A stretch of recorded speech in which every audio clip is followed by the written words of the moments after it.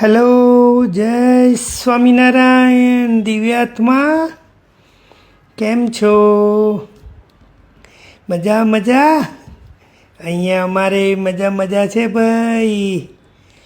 હવે તો તમે ધીરે ધીરે મોટા થવા માંડ્યા છો. હવે તો બહુ મજા આવશે અને આ બધું સાંભળવાની પણ તમને બહુ મજા આવશે. કેમ? મને તમારી જોડે વાતો કરવાની બહુ ગમે છે. Because you are my best friend, you are my love, you are my everything. ચાલો ત્યારે આપણે પ્રમુખ સ્વામીનો એક બીજો નવો ગુણ લઈશું. હવે કેટલા બધા ગુણ સાંભળ્યા આપણે, નહીં? આજે નવો ગુણ છે, એનું નામ શું છે ખબર છે? આર્જવમ. કેટલો બધો અઘરો શબ્દ છે, નહીં? આર્જવમ ખબર જ ના પડે આપણને, પણ એનો અર્થ શું થાય છે ખબર છે? સરળતા, નિખાલસતા.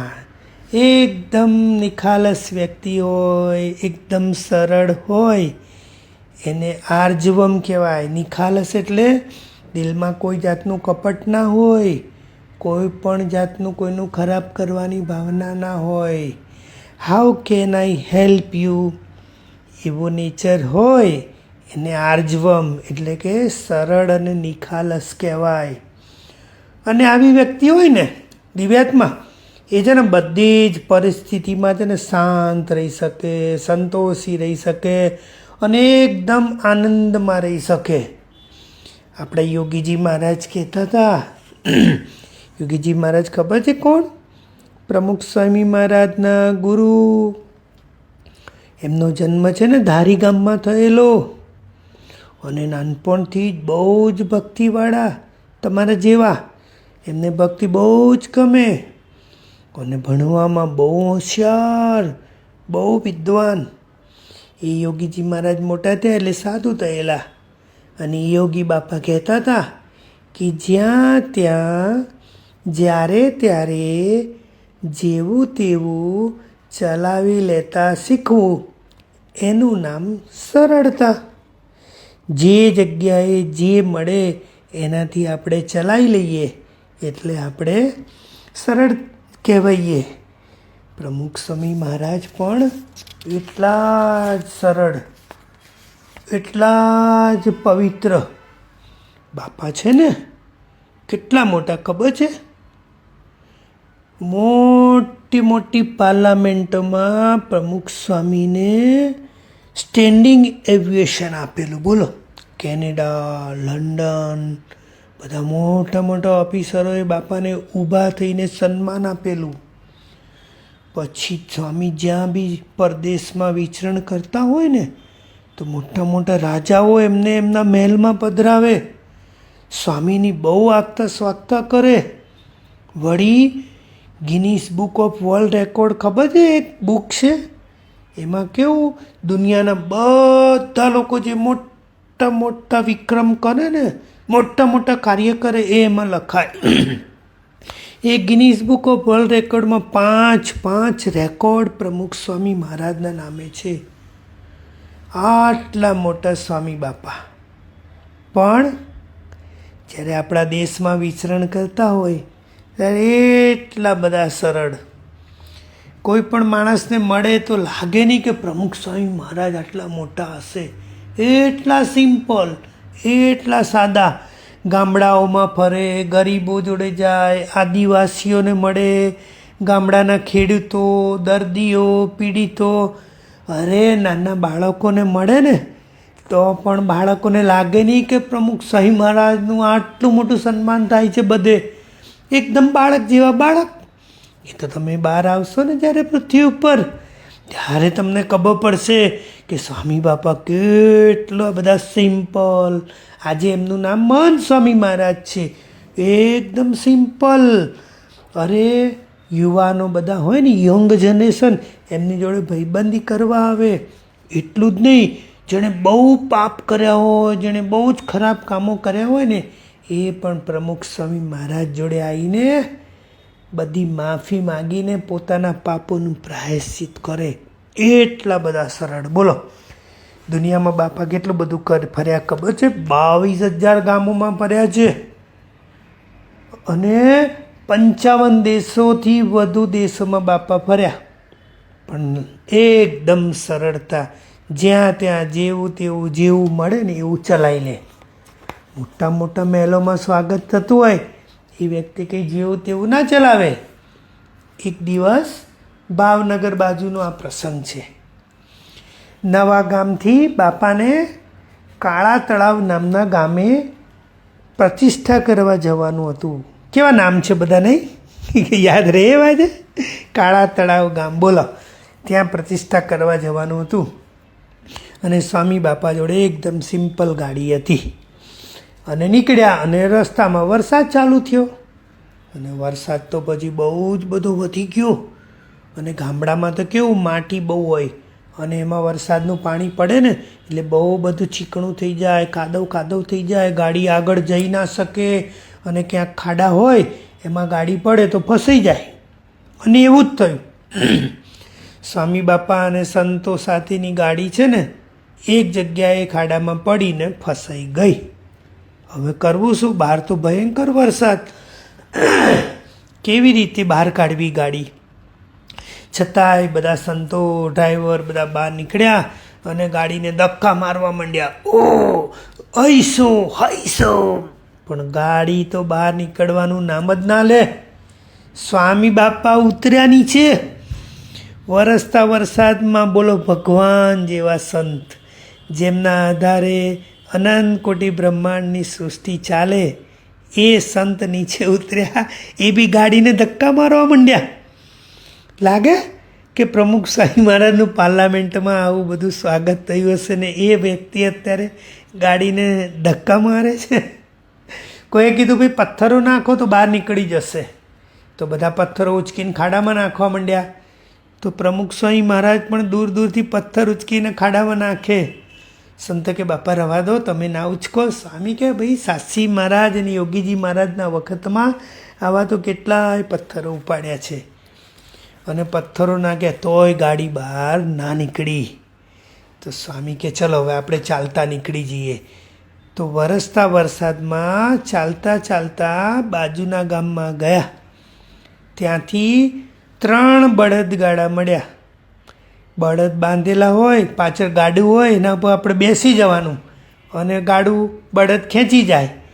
એમાં સ્વામી બાપા અને સંતોને બધા બેઠા અને વરસાદ તો ચાલુ જ. ધૂન કરતા છેક કાળા તળાવ પહોંચ્યા આવા વરસાદમાં. બોલો, તોય બાપાએ સહેજે ગુસ્સો નહીં, કોઈ માથાકૂટ નહીં, કોઈની જોડે વટ નહીં મારવાનો, એકદમ સિમ્પલ સારી રીતે પ્રતિષ્ઠા કરી બાપાએ. બોલો, સ્વામી બાપાનો જ્યારે જન્મ થયેલો ને ચાણસદમાં, ત્યારથી જ બાપા આવા હતા.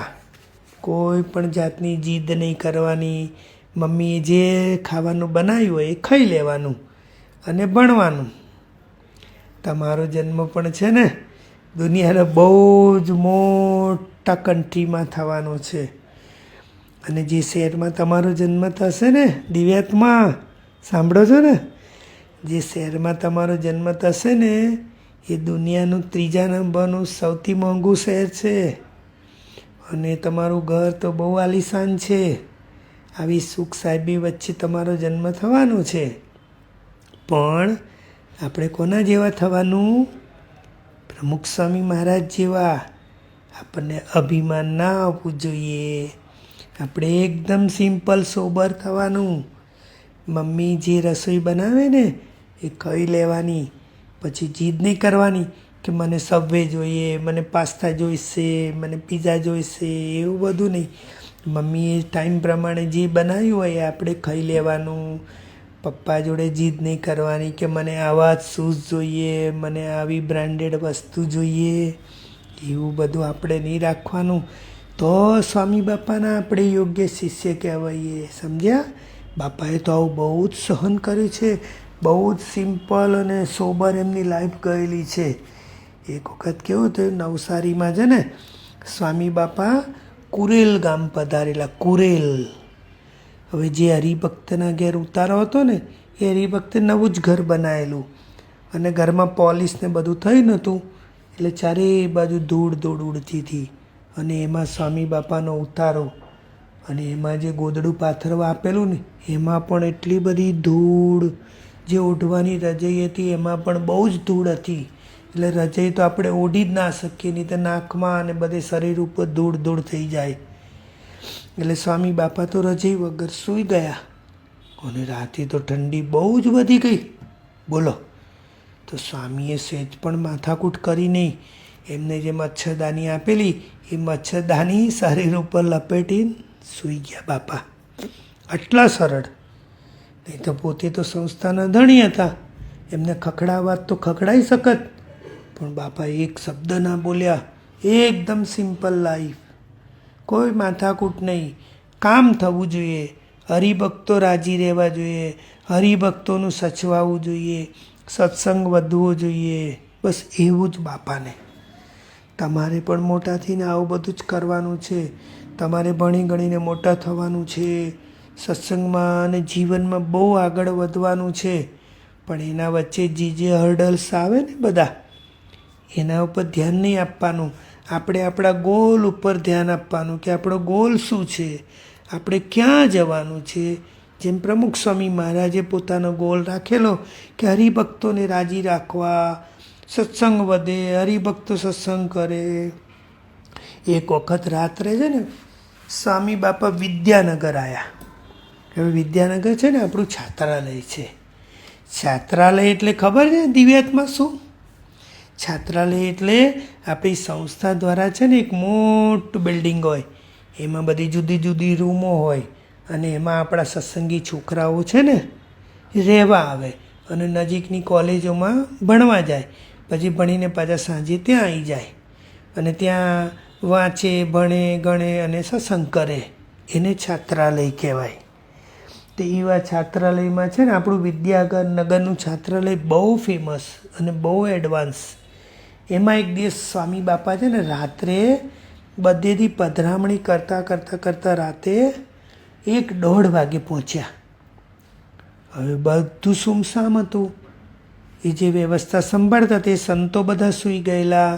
બધું જ સ્વામી બાપાએ ધીમેથી ગેટની સાંકળ ખોલી અંદર ગયા તો એક જગ્યાએ વિદ્યાર્થીઓની જે રૂમ હતી ને એમાં લાઇટ ચાલુ હતી. તો સ્વામી બાપા અને જોડના સંત છે ને એ વિદ્યાર્થીની રૂમમાં ગયા. સાંભળજો બરાબર, હા, જો કેવી મજા આવે છે. તો એમણે તો બારણું ખખડાયું તો બારણું તો ખુલ્લું હતું. તો ધીમેથી ખોલ્યું તો અંદર 2-3 વિદ્યાર્થી વાંચતા હતા. એમણે જોયું, ઓ પ્રમુખ સ્વામી મહારાજ. એમણે કીધું કે સ્વામી સંતોને ઉઠાડીએ વ્યવસ્થા માટે. ના ના ના ના ના ના. જો બાપા કેટલા સરળ. સ્વામી કે ના, કોઈને ઉઠાડશો નહીં, અમે અહીં તમારી રૂમમાં જ સૂઈ જઈશું. અને એમની રૂમમાં છે ને 2-3 વિદ્યાર્થી વેકેશનના લીધે ઘરે ગયેલા. તો પ્રમુખ સ્વામી મહારાજ આપણી સંસ્થાના ધણી, દેશ વિદેશમાં આવું સન્માન થાય એ પ્રમુખ સ્વામી મહારાજ આ વિદ્યાર્થીની રૂમમાં જે વિદ્યાર્થી ગેરહાજર હતા એના ગોદડા ઉપર રાતે સૂઈ ગયા. આને શું કહેવાય?